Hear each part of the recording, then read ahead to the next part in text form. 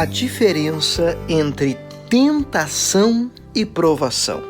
Tiago capítulo 1, verso de número 13, a palavra de Deus diz assim: ninguém sendo tentado diga, de Deus sou tentado, porque Deus não pode ser tentado pelo mal e a ninguém tenta.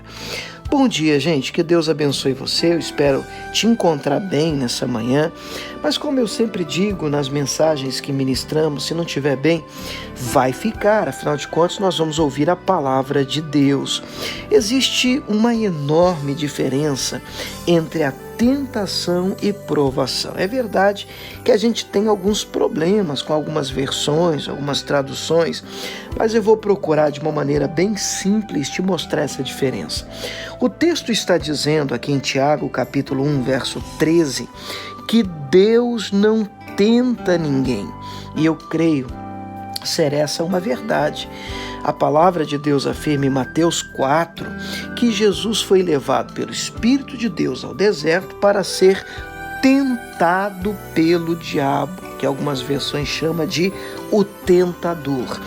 Queridos, então quem é que tenta? Se Deus não tenta, quem é que tenta? Bom, quem tenta é o diabo. Daí a palavra tentação, que nada mais é do que uma tentativa do inimigo invadir determinada área da sua vida. Bem, então o que é que Deus faz? Bom, o Deus prova. Gênesis capítulo 22, versículo 1 diz que aconteceu, depois destas coisas, que Deus provou a Abraão. É verdade que aqui, em algumas versões, você encontrará a palavra Deus tentou Abraão. Agora, eu realmente quero afirmar aqui para você, com todas as letras, que eu não vejo aqui uma contradição. Eu vejo, na verdade, um problema de versão e tradução. A melhor palavra aqui é Deus provou Abraão, porque Deus não tenta ninguém. Mas quando o assunto é a prova, sim, isso você não vai ver apenas no Antigo Testamento. Você vai perceber também na primeira carta de Pedro que a palavra de Deus fala sobre a prova muito mais preciosa do que o ouro que perece e é provado pelo fogo. Existe uma prova da nossa fé. Em João, no capítulo 6, diante de uma multidão faminta, Jesus iria multiplicar os pães e os peixes.